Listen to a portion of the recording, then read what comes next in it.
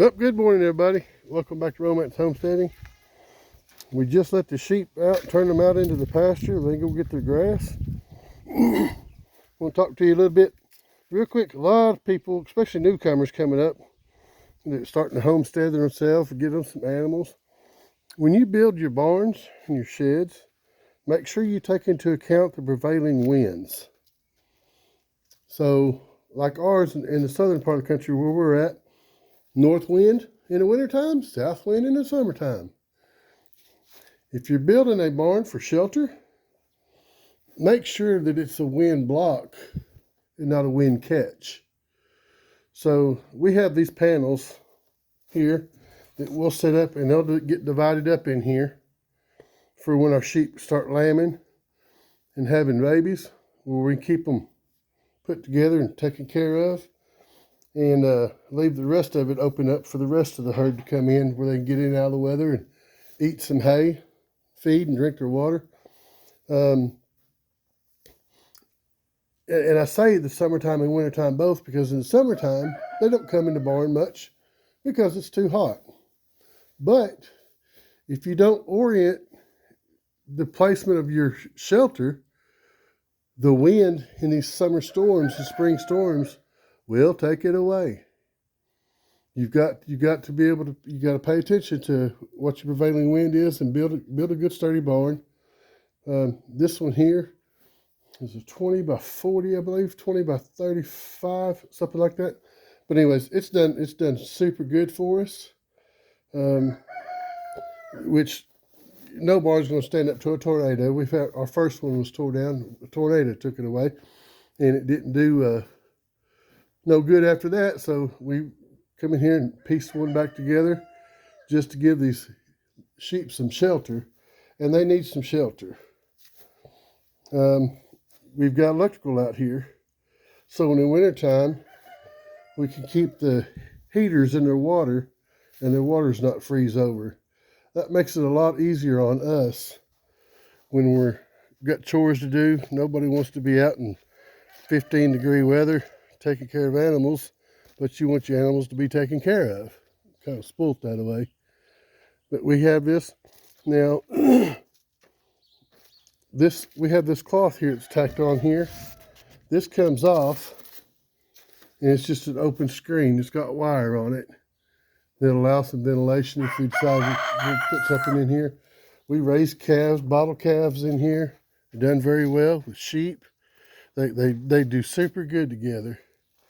But when you build your shed or your shelter for your animals, orient it in a way that the north wind's not. Rooster, I'm trying to talk here.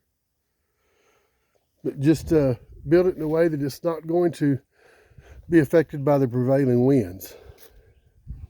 Build it stout, build it tall enough to give you plenty of heavy wind. I'm trying to talk. Now you ain't gonna say nothing. But we've enjoyed it. Tracy and I have enjoyed it.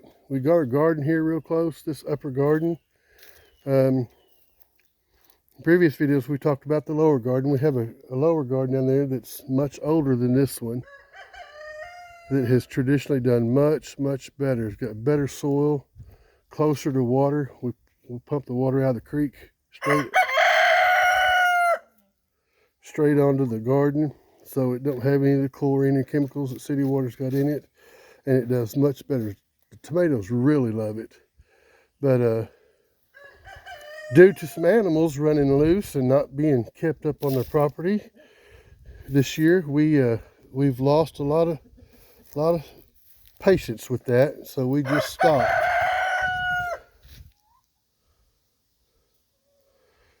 Are you aching for a frying pan? Is that what your deal is? All right. Well, tell us one more time. Are you?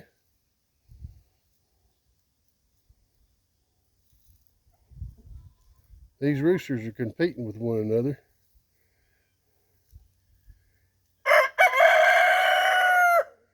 There you go. That's enough said. But we really enjoyed the lower garden because we got a lot better fruit, a lot better stuff out of there. And we still have our fruit trees down here.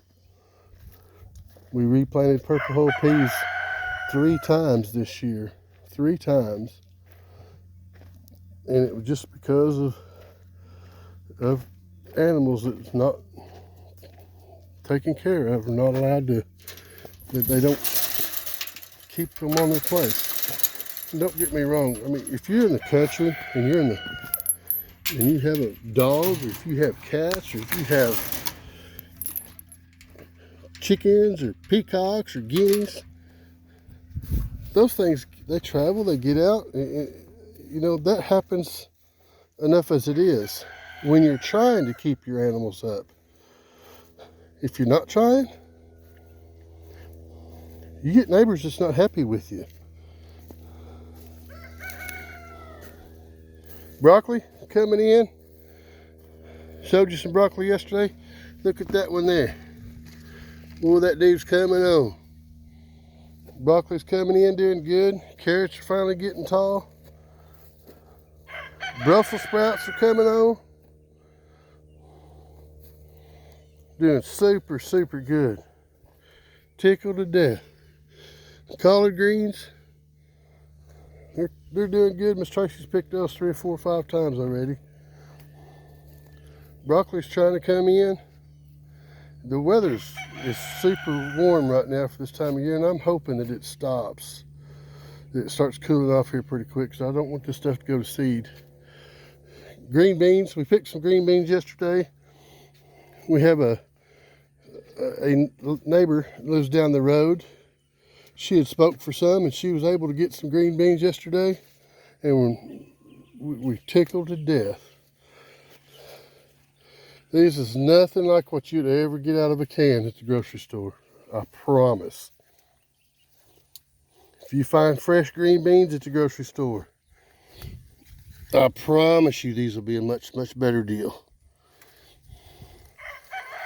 They taste, it just has an amazing taste to them.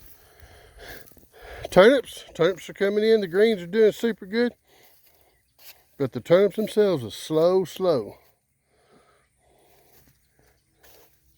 And yes, I know the weeds are coming.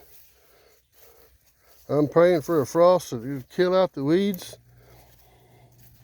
but the rest of the stuff will keep coming. The beets will start doing good. Well, they'll get sweeter. All these cabbages, the broccoli sprouts, Brussels sprouts, all that. We get a nice, cool, light frost.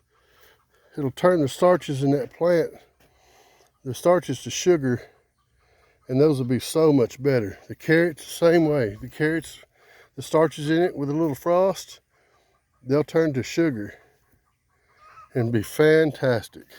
Fantastic. We got a huge response about our figs,